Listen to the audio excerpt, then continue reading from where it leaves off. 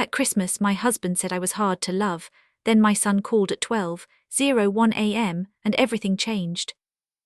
I still hear his words when the house goes quiet at night, the way they landed between us like broken glass, sharp and impossible to ignore. He didn't shout them. He didn't even sound angry. He said them calmly, almost gently on Christmas evening, while the smell of cinnamon and roasted turkey still clung to the air. "You're hard to love, Clara." And in that moment, standing there with my hands damp from washing dishes, I felt something old and fragile inside me finally crack. I didn't know then that 4 minutes after midnight, my phone would ring, and my son's voice would change everything I thought I knew about my marriage, my past, and myself. Before we go any further, let me ask you something. Where are you listening from right now? Are you in your kitchen, your car, maybe lying awake in bed when the world feels too heavy to sleep? If stories like this speak to you, I'd love to hear your thoughts in the comments, and if you know someone who needs to hear this, please share it with them. My name is Clara, and today I want to tell you about the Christmas when my husband said I was hard to love, and how one phone call from my son at 12:01 a.m. changed the course of my life. Christmas has always been my holiday, not because it was perfect but because I tried to make it feel safe, predictable, the same chipped snowman mug every December morning, the same old vinyl record of carols playing too softly in the background, even the same small argument with my husband, David, about whether the tree lights should blink or stay steady. This year I'd insisted on steady. Blinking lights made my head hurt. He'd rolled his eyes and given in, the way he always did, with a sigh that felt heavier than it needed to be. We had been married for 28 years, long enough that people stopped asking how we met and started assuming they knew the whole story, long enough that silence could stretch between us for hours without either of us trying to fill it. We lived in a modest 2-story house on a quiet street where everyone waved, but no one really knew each other. The kind of place where routines mattered more than dreams. I worked part-time at the local library, mostly in the afternoons. I loved the smell of old paper and the way children whispered even when no one asked them to. David was an operations manager at a small manufacturing plant. He left the house every morning at 6:45, always with the same travel mug, always with a quick kiss on my cheek that felt more like a habit than a choice. We had one son, Ethan. He was 24 now, living 3 states away, trying to build a life that didn't look too much like ours. He called once a week, usually on Sundays. I marked those calls on the calendar like appointments. He had my eyes and David's stubborn jaw. When he laughed, really laughed, his whole face lit up in a way that made my chest ache with something close to grief and pride mixed together. In the weeks leading up to Christmas, I felt the tension in the house tightening like a string pulled too far. David stayed later at work. When he came home, he went straight to the shower, even if he'd only been in his office. Even if he'd only been in his office all day, even if it was cold enough outside that his coat still smelled like winter air instead of sweat. I noticed these things the way you notice a crack in a wall you've walked past for years. At first you think it's always been there, then one day you realize it's growing. I told myself not to read into it. 28 years of marriage teaches you how to smooth over questions before they turn sharp. When I asked how his day was, he said, "Fine," and I learned to accept that as a full sentence. When I asked why he was late, he blamed end-of-year deadlines, budget meetings, people who didn't know how to do their jobs. I nodded, even when his explanations felt rehearsed, like lines said too many times in front of a mirror. The truth is, I didn't want to look too closely. Christmas was coming and I needed things to stay calm. I needed the illusion of peace the way some people need medication. I baked. I wrapped gifts with careful corners. I hung the stockings even though Ethan wouldn't be home this year. I still stitched his name on one, a habit I couldn't break. David watched all of this from a distance. He thanked me, but his gratitude felt thin. Sometimes I caught him looking at me with an expression I couldn't quite place. Not anger, not love either, something like impatience mixed with guilt. The first real crack came 3 days before Christmas. I was folding laundry in our bedroom when I heard his phone vibrate on the nightstand. David was in the shower, the water running loud enough to drown out most sounds. I don't usually touch his phone. We'd never been that kind of couple, checking each other's messages, counting likes, monitoring calls. But that day I glanced at the screen without thinking. The message preview lit up the dark glass. "I miss you, last night meant more than you know." There was no name attached, just a number I didn't recognize. My hands froze around one of his shirts, still warm from the dryer. I told myself it could mean anything. A coworker going through something, a friend from work being dramatic. People say things they don't always mean. I folded the shirt anyway, pressing down harder than necessary, trying to smooth out wrinkles that didn't exist. By the time David came out of the bathroom, towel around his waist, steam following him like a ghost, I had convinced myself I was imagining things. "What's wrong?" he asked, catching the look on my face. "Nothing," I said too quickly, "just tired." He nodded like that answer made sense, like he preferred it. That night I lay awake listening to him breathe. His back was turned to me, the space between us wide enough to feel intentional. I stared at the ceiling fan as it clicked softly with each rotation. I thought about the message, about the way his phone never left his side anymore, about how he took calls outside, even when it was freezing. Still, I said nothing. Christmas Eve arrived heavy and grey. The sky looked like it couldn't decide whether to snow or cry. I spent the morning cooking, the radio murmuring softly in the kitchen. David hovered, restless, opening and closing the fridge like he was looking for something that wasn't there. "You okay?" I asked him, handing him a spoon to taste the gravy. "It's fine," he said without tasting it. "Everything's fine." That word again, fine, a word that can hide so much. That evening after dinner we sat in the living room with the tree lights glowing steady and soft. We exchanged gifts quietly. He gave me a scarf, blue, pretty, safe. I gave him a new leather wallet, the kind he liked, simple and practical. We smiled, we said thank you. We kissed each other on the cheek. It should have ended there. But something in the air felt unfinished. It was David who broke the silence. He stood by the window, looking out at the dark street, his reflection faint in the glass. "Clara," he said, not turning around, "do you ever think about how things change?" I set my mug down slowly. "What do you mean?" He sighed, rubbing the back of his neck. "I mean people change, marriages change. Sometimes it feels like we're just going through the motions."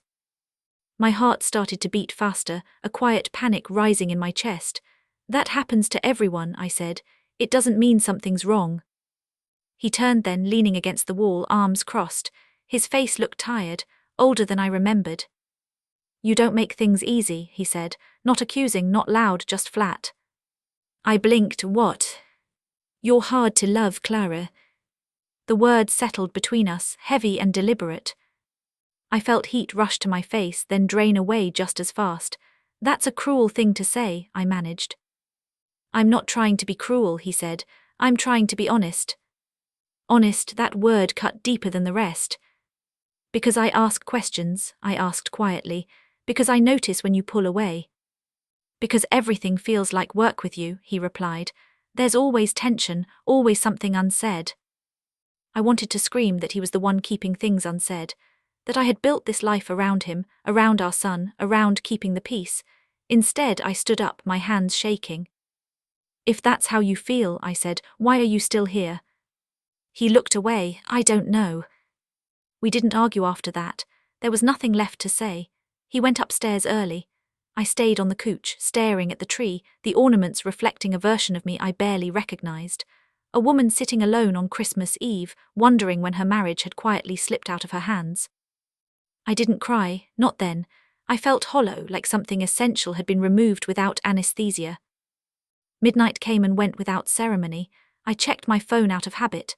12:01 a.m. The date had changed. Christmas was officially over. That's when my phone rang. Ethan's name lit up the screen. My first thought was that something terrible had happened. My hands shook as I answered. "Ethan," I said, "what's wrong?" He was breathing hard like he'd been packing. "Mom," he said, his voice tight. "I'm sorry to call so late. I didn't know who else to talk to." My heart clenched. "You're scaring me. Are you okay?" "I don't know," he said. I need to ask you something, and I need you to tell me the truth." I sat up straighter, every sense on edge. "What is it?" There was a pause. I could hear traffic in the background, distant and low. "Did Dad ever mention a woman named Lauren to you?" The room seemed to tilt. "No," I said slowly. "Why?" He swallowed. "Because she just showed up at my apartment building tonight. She said she needed to talk to me. She said she's been seeing Dad for over a year." I felt like the air had been knocked out of my lungs. "And she said something else," Ethan continued, his voice breaking. She said she's pregnant, and that Dad told her I already knew, that I'd understand. The clock on the wall ticked loudly, each second stretching longer than the last. I stared at the darkened television screen, my reflection faint and distorted.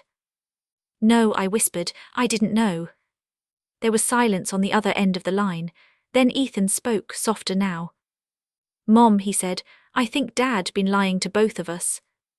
I closed my eyes, the truth finally settling in, heavy and undeniable. The late nights, the messages, the words he'd said earlier, sharp and calculated. You're hard to love. At 12:01 a.m. Christmas ended, and so did the life I thought I had.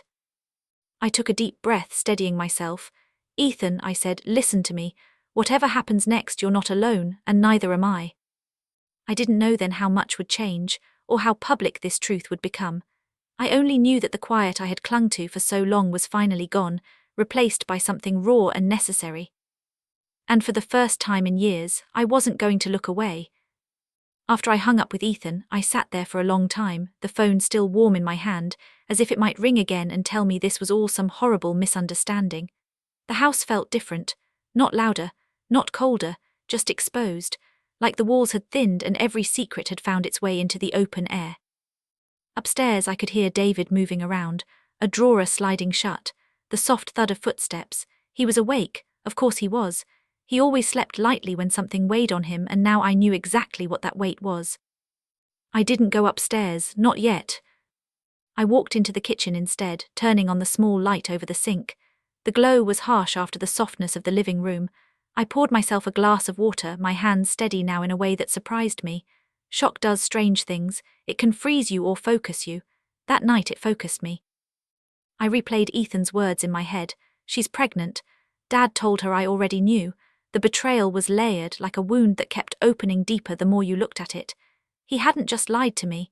He had used our son as a shield, had spoken my name in conversations I wasn't part of, painting me as someone who would accept this, who would understand. I set the glass down untouched. At some point I heard the bedroom door open upstairs. David's footsteps paused at the top of the stairs. I imagined him standing there, listening, wondering if I was asleep, wondering if this could all be postponed until morning. I waited. He didn't come down. That told me everything I needed to know. I slept on the couch that night, or something close to sleep. My dreams were shallow and fragmented. I kept seeing Ethan as a little boy, holding my hand in the grocery store, asking 100 questions about everything he saw. I remembered promising him once that I would always tell him the truth, even when it was hard. Morning came grey and quiet. David was already gone when I woke up. His mug was missing from the cupboard, his coat from the hook. He hadn't left a note. I stood in the kitchen, staring at the empty space where his things usually were, and felt a strange sense of relief wash over me. The absence felt honest, cleaner than the lies he'd been carrying back into this house. I called Ethan after breakfast. He answered right away. Mom, he said, I didn't sleep. Neither did I replied. Where are you now? At home. She left last night. Lauren, she cried, said she didn't mean to hurt anyone. I closed my eyes. People always say that, I said gently. He was quiet for a moment. What are you going to do? The question hung there, heavy and unfamiliar. For most of my life, decisions had been something I shared, compromised, deferred. This one felt different. I'm going to talk to your father, I said, and then I'm going to take some time to think.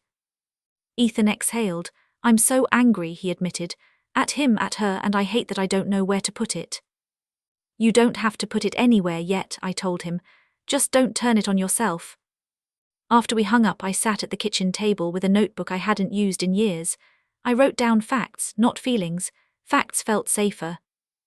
David had been seeing Lauren for over a year. She was pregnant. He had told her that Ethan knew and would understand. He had told me I was hard to love. Seeing it written down stripped it of its power. It became something I could look at without flinching. David came home around noon. I heard his car in the driveway, the familiar sound of the engine cutting off. He hesitated before coming inside. I didn't move from the table. When he walked into the kitchen and saw me, his shoulders dropped. He knew. You talked to Ethan, he said. Yes, I replied. He called me at 12:01. He winced just slightly. I was going to tell you. When? I asked. After the baby was born, after you moved her in. That's not fair, he said, his voice rising. You don't know what it's been like. I looked at him, really looked at him. The man I had shared a bed with for nearly 3 decades, the lines around his eyes, the familiar tilt of his head when he felt defensive. Tell me, I said, what has it been like? He paced, running a hand through his hair. I felt invisible, he said. At home, with you, everything was about routines, responsibilities, there was no space for me. And cheating gave you space? I asked. He stopped packing. Lauren listened, he said quietly. She made me feel seen. I nodded slowly. And lying to your wife and your son, did that make you feel seen too? He didn't answer. I want to hear the truth, I continued. All of it, not the version that makes you feel better. He sank into a chair across from me, suddenly looking smaller. I didn't plan for it to go this far, he said. I never meant for her to get pregnant. But she did, I said, and you told her that our son knew, that he'd understand. Why? David rubbed his face. I panicked. I thought if she believed there was less conflict, she'd stay calm. I didn't think she'd actually go to Ethan. Using our son to manage your affair, I said, my voice steady. Do you hear yourself? Tears welled in his eyes then, real or convenient, I couldn't tell. I'm sorry, Clara. I studied him for a long moment. Sorry for what? I asked. For hurting me or for getting caught? He looked down. That answer was enough. I need you to leave, I said. His head snapped up. What? Not forever, I clarified. I don't know what forever looks like yet, but I need space. I need to breathe without wondering what else you're hiding. He opened his mouth to argue, then closed it again. He nodded once, defeated. I'll stay with my brother, he said, for a few days. I watched him pack a bag in silence. When he left, the house felt strangely calm, not empty, just quiet in a way that felt earned. Over the next few days, the truth didn't stay contained. It never does. David's brother called, then his sister, then my sister-in-law, her voice tight with sympathy and curiosity. People asked careful questions, pretending they weren't choosing sides while doing exactly that. Lauren called once. I didn't answer. She left a voicemail, her voice trembling, apologizing, saying she never meant to hurt me, that David had told her our marriage was basically over. I deleted it without replying. Ethan came home the following weekend. When I saw him standing in the doorway, taller than I remembered, eyes shadowed with exhaustion, something in me broke open. We hugged for a long time, neither of us speaking. I'm sorry you had to be in the middle of this, I said. He shook his head. I'm sorry you were. We talked late into the night about his childhood, about the moments he'd noticed tension but never understood, about his anger, his confusion, his fear of becoming his father. You won't, I told him. You ask questions that already makes you different. As the days passed, I began to see my marriage with clearer eyes. The compromises I'd made, the silences I'd accepted, the way I'd learned to make myself smaller to keep things smooth. I realized something then. Being called hard to love wasn't the wound I thought it was. The real wound was believing it. And I was done believing it. David wanted to talk again, to explain, to apologize properly. I agreed to meet him, not because I was ready to forgive, but because I was ready to listen without losing myself. We met at a small cafe near the river, a place we used to go when we were younger, before life got heavy. He looked nervous, stirring his coffee too much. I don't expect forgiveness, he said. I just want you to know I regret hurting you. I believe that, I replied, but regret doesn't undo choices. He nodded. Lauren is keeping the baby, he said quietly. I'm going to be involved. I absorbed that, letting it settle. That's your responsibility, I said, but it won't be part of my life. He looked at me then, really looked, and I think he saw something new, or maybe something I'd always had but never shown him. Strength. I'm filing for separation, I continued. I need time to figure out who I am without constantly accommodating someone else's needs. He swallowed. I understand. For the first time, I believed him. As we parted, I felt a mix of grief and relief. Endings are rarely clean, they leave residue, but they also make room. That night, back at home, I sat by the window with a cup of tea, watching the streetlights flicker on. The house was quiet, but it no longer felt hollow. It felt like a beginning. The public fallout would come, I knew that. People would talk, sides would be chosen, judgments would be made. But for now, I had clarity. And that was something I hadn't had in years.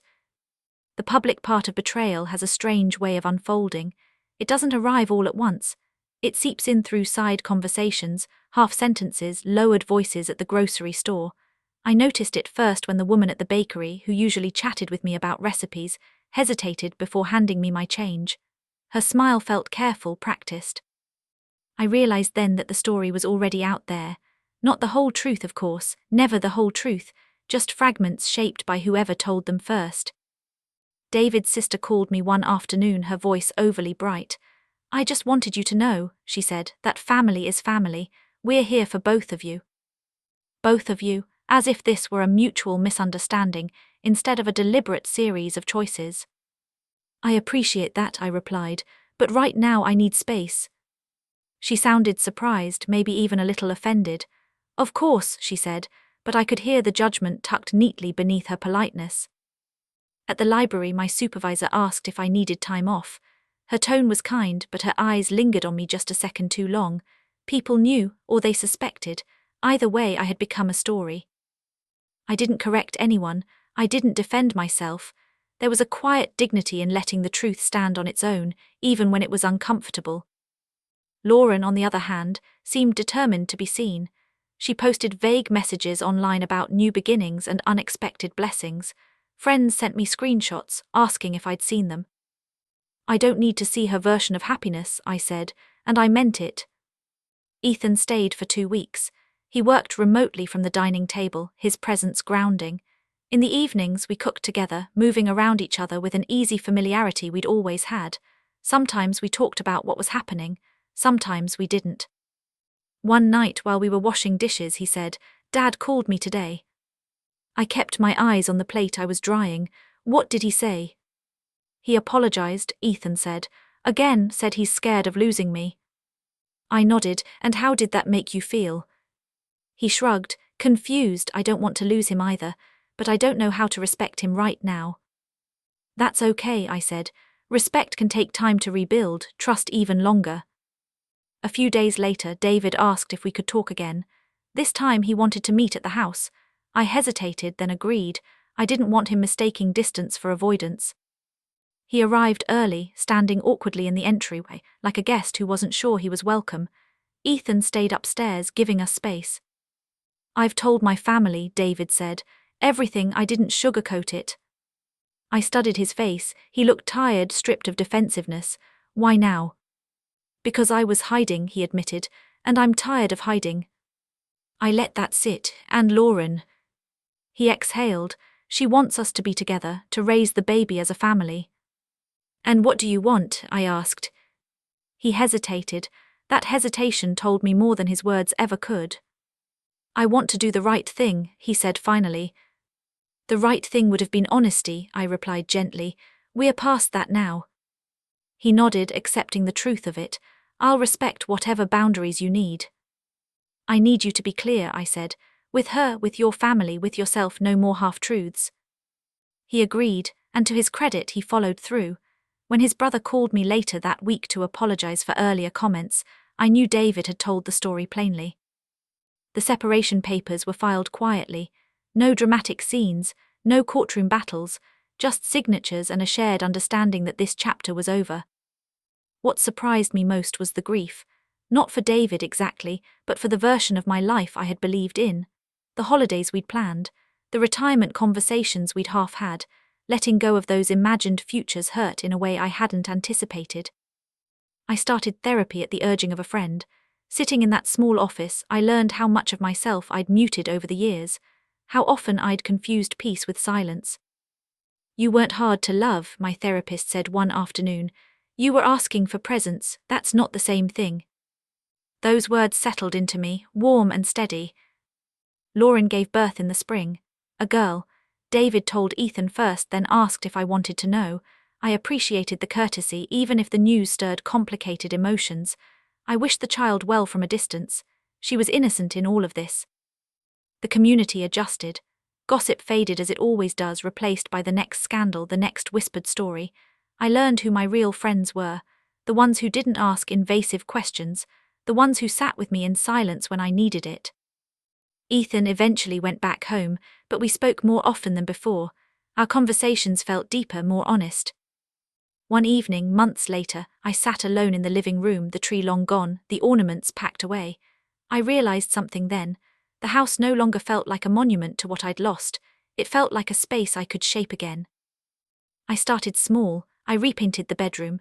I rearranged the furniture. I signed up for a writing class at the community center, something I'd always wanted to do but never made time for. Life didn't magically become easy. There were days when loneliness crept in, when memories ambushed me in the grocery store aisle or in the middle of a song on the radio. But there was also a growing sense of self-trust, a quiet confidence I hadn't known I was missing. David and I settled into a civil rhythm, necessary conversations, clear boundaries, no nostalgia. One afternoon, as I was walking home from the library, I passed the cafe where we'd last talked. I paused for a moment, then kept walking. I didn't need to look back. I was no longer the woman sitting on the couch on Christmas Eve, wondering what she'd done wrong. I was someone who had faced the truth, however painful, and chosen herself anyway. The next part of my story is about how that choice reshaped everything, and how healing sometimes looks less like forgiveness and more like clarity. Healing doesn't announce itself. It arrives quietly in moments you almost miss. For me, it came on an ordinary Tuesday afternoon while I was standing in line at the post office.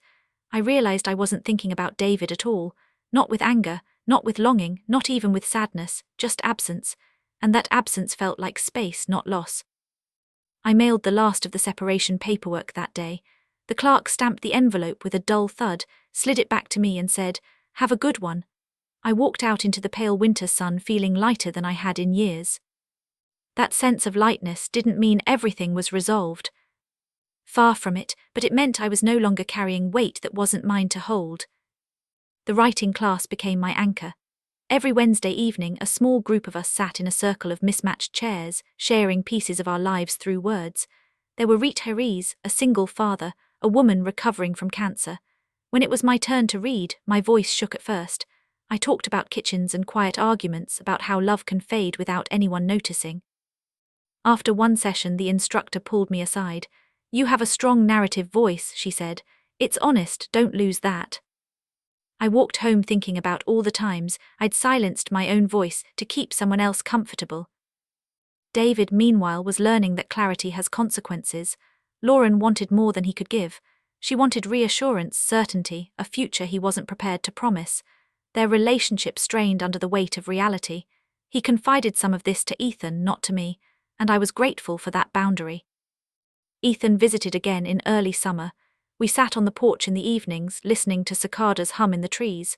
One night he said, "I think I understand you better now."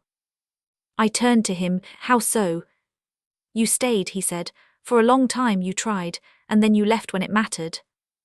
I smiled softly. It took me a while to learn the difference. The divorce was finalized in the fall. No drama, just a judge's signature and a quiet acknowledgement that our marriage had reached its natural end.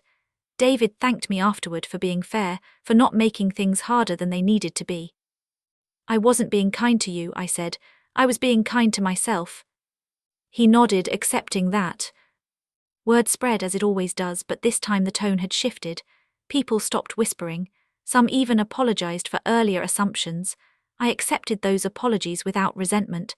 Everyone is working with their own limited understanding. Lauren tried to reach out once more, through a mutual acquaintance, asking if I'd be willing to meet. I declined, not out of bitterness but because I didn't need closure from her. I had already found it within myself. One evening, close to Christmas again, I pulled out the decorations. The same chipped snowman mug, the same box of ornaments. I hesitated, then hung the lights. Steady, not blinking. This time the house felt peaceful. I invited a few friends over on Christmas Eve. We cooked together, laughed, shared stories. There was no tension, no careful navigation of moods, just warmth. At midnight my phone buzzed, a message from Ethan. "Merry Christmas, Mom, I'm proud of you." I sat on the couch, the room filled with soft light, and let myself feel that pride too. I thought back to the words David had said. "You're hard to love." I understood now what he'd really meant. I was hard to neglect. hard to dismiss, hard to take for granted. And that was a strength, not a flaw. The final part of my story is about what comes after healing, about lessons learned and the quiet courage it takes to start again. By the time the second Christmas rolled around, I no longer measured my life in before and after. I measured it in moments, small, ordinary moments that carried a quiet sense of ownership, waking up without tension in my shoulders, making coffee exactly the way I liked it, choosing silence or company without worrying how it would be received. I didn't decorate early that year, not out of sadness but out of intention. I wanted the season to arrive naturally, not out of habit. When I finally brought the boxes down from the attic, I did it slowly, letting each ornament tell its story. There were some I packed away for good, others I placed front and center. I was learning that memory doesn't need to be erased to be managed. Ethan came home a few days before Christmas. He looked different, not older exactly but steadier, like someone who had walked through something hard and come out more grounded on the other side. We went for a walk the first evening, bundled against the cold, our breaths visible in the air. The neighborhood looked the same, but I felt different moving through it. "Dad's trying," Ethan said carefully, as if testing the words before releasing them. "I'm glad," I replied, "and I meant it, for you." "He's overwhelmed," Ethan continued. "The baby, Lauren, work. He says he didn't realize how much you held things together." I stopped walking for a moment, turning to look at my son. "That realization doesn't change what happened," I said gently, "but it does explain some of it." Ethan nodded. "I know." Later that night after dinner, he asked something I hadn't expected. "Do you ever miss him?" I thought about it, about the man David had been and the man he'd become. "I miss the idea of who we thought we were," I said, "but not the reality we were living." That answer seemed to settle something in him. The writing class ended in the spring, but I kept writing, mornings mostly, sometimes just a page, sometimes nothing at all. I learned not to force it. Creativity, like healing, doesn't respond well to pressure. One afternoon, the instructor called to tell me she submitted one of my pieces to a small local publication. I laughed, assuming she was joking. "They accepted it," she said. "It'll run next month." Seeing my words in print felt surreal, not because of the recognition but because it validated something I'd buried for years. My voice mattered, even when it wasn't convenient, even when it disrupted the piece. I started speaking at the library's monthly storytelling night, just 10 minutes at a time. I didn't share details, I shared emotions, the way silence can feel heavy, the way clarity can feel like relief and grief at the same time. After one event, a woman my age approached me. Her eyes were tired, familiar. "Thank you," she said. "I thought I was difficult for wanting more." I squeezed her hand. "You're not," I said, and I meant that too. David and I spoke less and less, not out of hostility but because our lives were moving in different directions. When we did talk, it was respectful, practical, free of old expectations. He sent me a message one evening out of the blue. "I hope you're well, truly." I stared at the screen for a moment before replying. "I am. I hope you find what you're looking for." It felt like a closing sentence. As spring turned to summer, I took a solo trip for the first time in my life. Just a small coastal town, a rented room with a view of the water. I walked the beach at dawn, the sand cool beneath my feet. I sat in cafes alone, watching strangers live their lives. One morning, as I watched the sun rise over the ocean, I realized something simple and profound. I trusted myself, my decisions, my instincts. That trust felt like freedom. When I returned home, the house greeted me like an old friend, familiar but no longer confining. Ethan visited again in the fall. We talked about his future, about relationships, about boundaries. "I don't want to repeat his mistakes," he said. "You won't," I told him, "because you're paying attention." On the anniversary of that Christmas, I sat in the same living room, the same couch, the same steady lights glowing softly.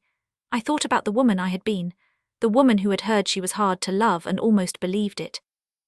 I wished I could reach back through time and sit beside her, tell her what I know now. That loving yourself is not selfish. That asking for presence is not demanding. That clarity, though painful, is kinder than silence. The story doesn't end with a dramatic triumph. It ends with something quieter, something steadier.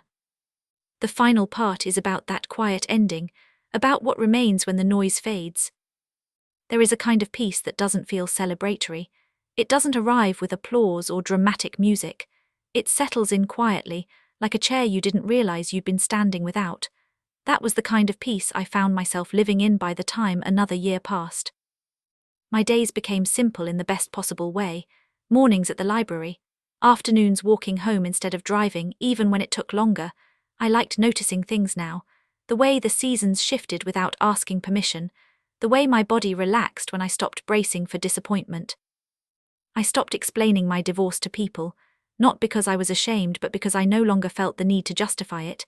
If someone asked, I said, "We grew apart and I chose honesty." Most people nodded. A few didn't. That was okay too. Ethan started seeing someone seriously that year. He told me about her slowly, carefully, as if protecting something fragile. "She asks questions," he said one night on the phone. "Real ones." I smiled into the quiet kitchen. "That's a good sign." "She doesn't avoid hard conversations," he added.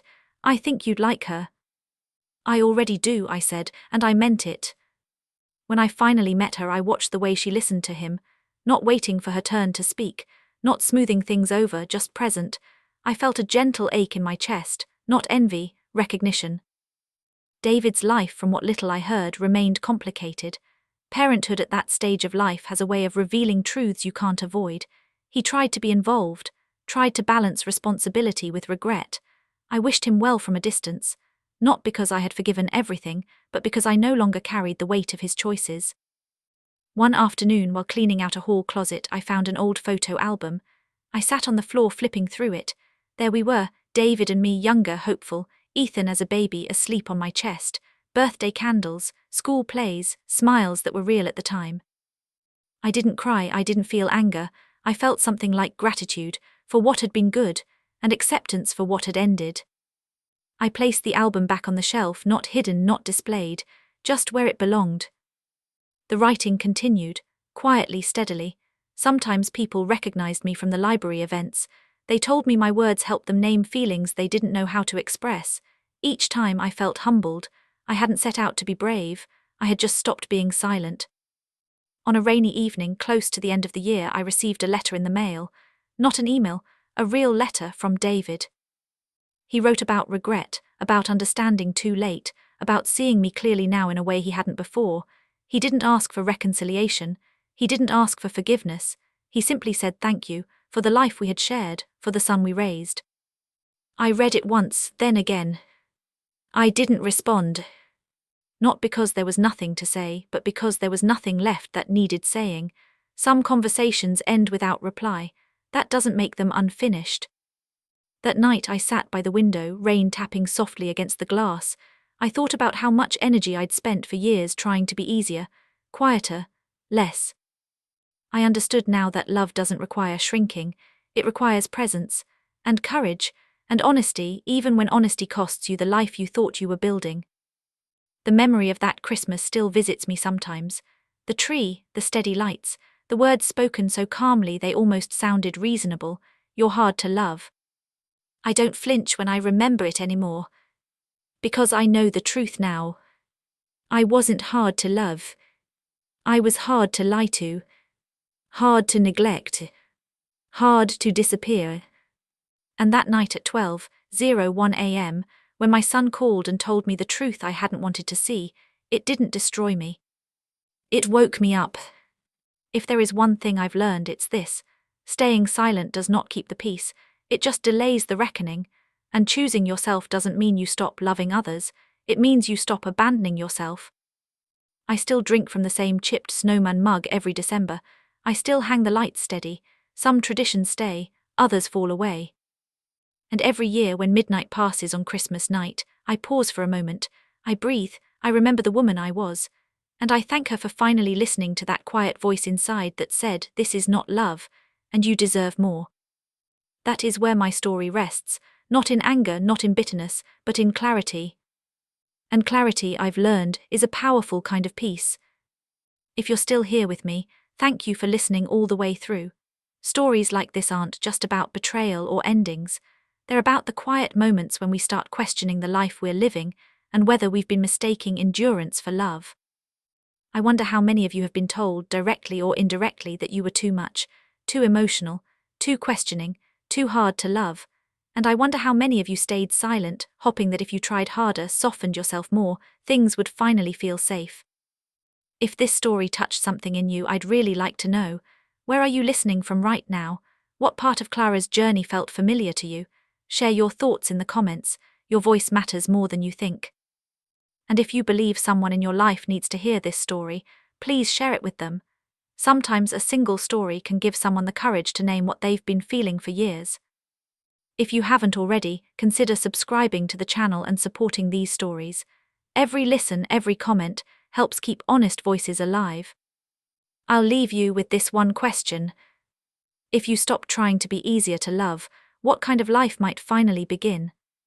Thank you for being here.